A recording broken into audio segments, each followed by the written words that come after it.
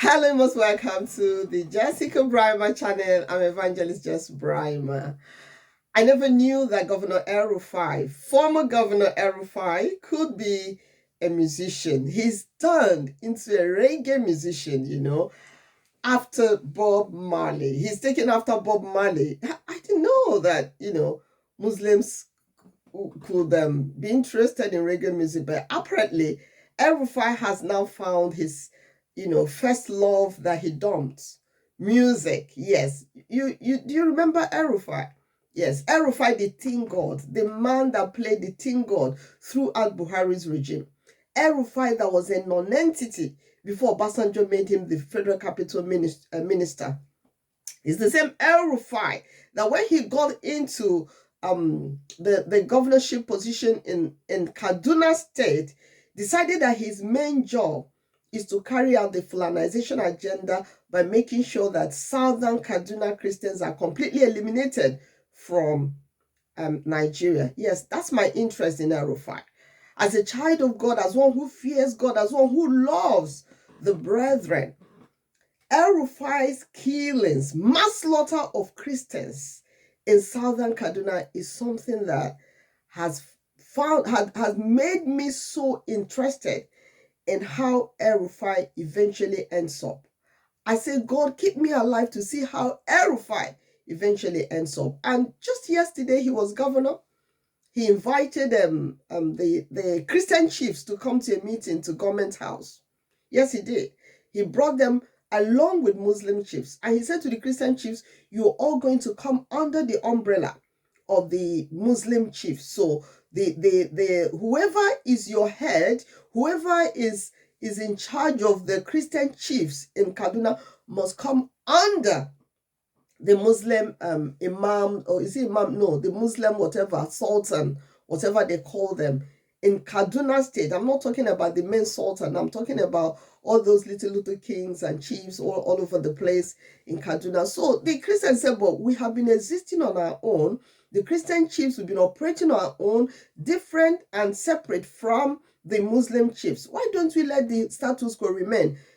Nobody knew at that time that the Islamic agenda was really serious. Everybody thought, well, it's just a conspiracy theory. It's just one of those rumors. There's nothing to it. On their way home, do you know that these chiefs that attended the meeting were ambushed and slaughtered? And nothing came out of it. Nobody said anything about it. Then, the same El-Rufai invited, when the what do you call them now? The terrorists from outside Nigeria were imported by the Buhari government into Nigeria to slaughter and take over the land. They started slaughtering the Christians in southern Kaduna, and the Christians as well said, no, we can't endure this. They fought back. El-Rufai invited everybody to a peace meeting. Yes, he invited the leaders of the terrorists and the Christian and the southern Kaduna Christians and invited them to a meeting. And he said he was going to make peace, that he wanted everyone to return their guns. The Christians, wanting peace, desiring for peace to reign in the land, as true Christians, they all brought out their ammunition, their guns, everything, and surrendered. El-Rufai said was making peace. Shortly after, the terrorists became more armed and started slaughtering unarmed southern Kaduna Christians. Yes, up to today, the southern Kaduna Christians have not, gotten any more armory, any more arms. They haven't.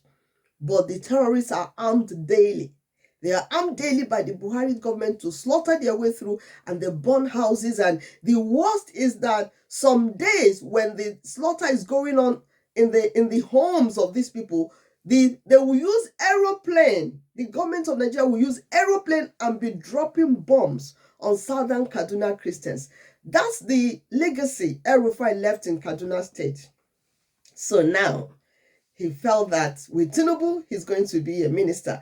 And, El-Rufai would have probably gone into the Senate, as most, governors do. Once they finish their 8 years, they rig themselves into the Senate.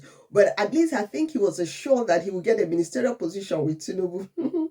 So he didn't go to the Senate. He just sat and waited for the confirmation to come through with the Senate that he was now minister. He said Tinubu asked him that he was going to be the minister of power to sort out, to solve the power problem in Nigeria once and for all. Look at El-Rufai coming to solve the power problem in Nigeria. Anyway, that was it. The Senate told him they couldn't confirm him. And then I said, oh, anyway, I don't even need the ministerial position. I actually want to go to Netherlands and do a postgraduate course. So, anyway, I have done some work on the power sector. I'm going to submit it to Mr. President and then nominate somebody for president to make minister. Oh, you know what? You know why I'm laughing? When I heard the reason the Senate did not confirm El-Rufai, they said it's because there's a security report from the intelligence agencies, the Directorate of State Security, DSS, yes. They said there's intelligence report against El-Rufai. I just laughed. That report, I tell you, is Tinubu's handwriting. No, just call it Tinubu's voice, DSS writing. Tinubu's voice, DSS hand. Of course. How can any DSS tell Tinubu you can't make somebody a minister? They never born that DSS. It's not possible. So there's no way DSS could have written anything without Tinubu's consent. And there's no way the Senate could have rejected El-Rufai without Tinubu's consent. You know what I'm talking about? Yes, you understand. Thank you for understanding. And before I continue, have you subscribed to this channel? Hit this subscribe button. If you have subscribed, just hit the like button. When you hit the like button, you inspire me because that will enable YouTube to, make sure that more people see this video.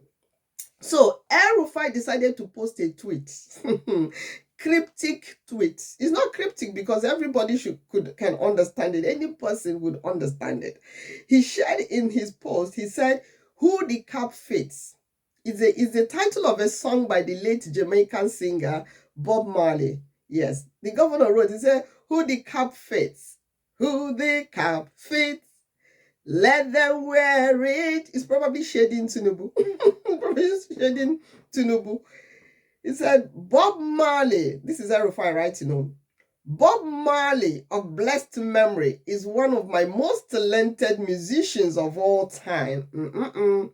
My love for reggae music is connected with his songs and music." Really, El-Rufai, suddenly you have rekindled your love for Bob Marley's music and for reggae music. Okay, tell me more. Tell me more. He now wrote, he said, "Man to man is so unjust. Children, ye don't know who to trust.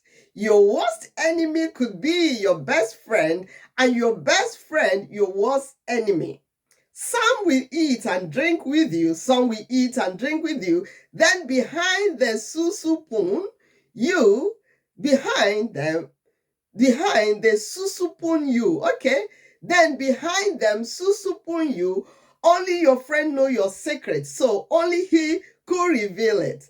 And who the cap fits, let them wear it. Who the cap fits, let them wear it. So when did El-Rufai discover that your worst enemy could be your best friend and your best friend your worst enemy? Because Tinubu has given him the same treatment he's been giving people. The same mean treatment. Once you get into position of power in Nigeria, it's meanness all the way. You start fishing out all your enemies. You start recalling all the things they did to you in times past, and then you start giving it back to them.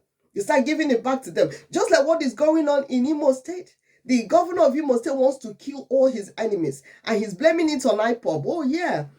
Dropping bombs in the market, where market women are dropping bombs, sending Nigerian soldiers to bomb markets with the excuse that, oh, they found out that they were making, that IPOB was making bombs in the market. No, it's beyond that.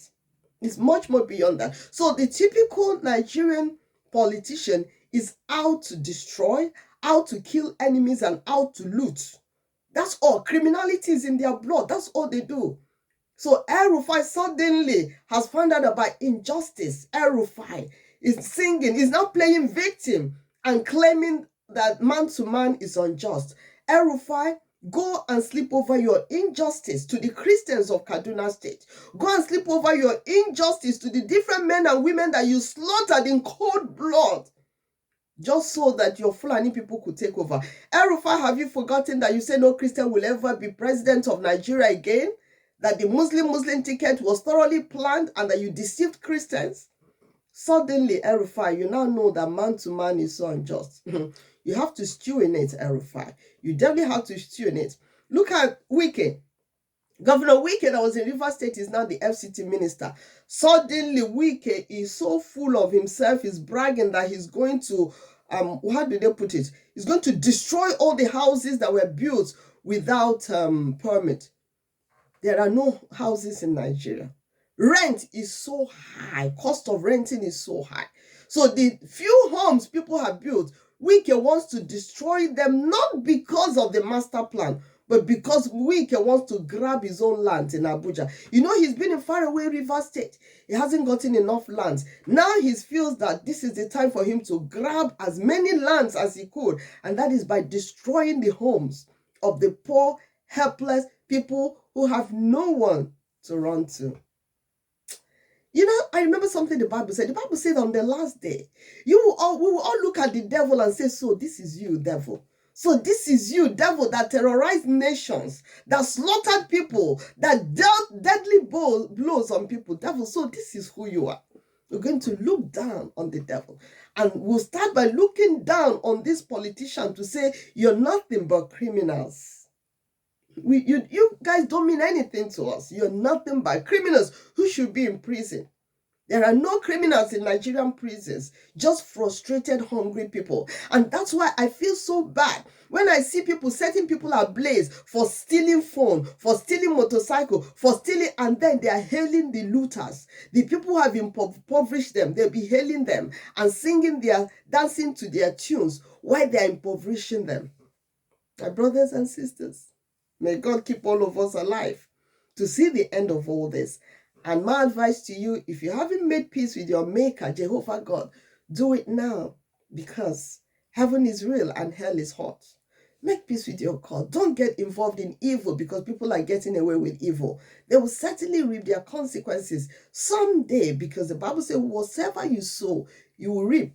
You cannot sow mangoes and reap maize. No. When you sow a mango, you reap mangoes. When you sow evil, you reap evil in leaps and bounds. When you sow wickedness, you will reap wickedness. That is the word of God. I believe it because I know it's true.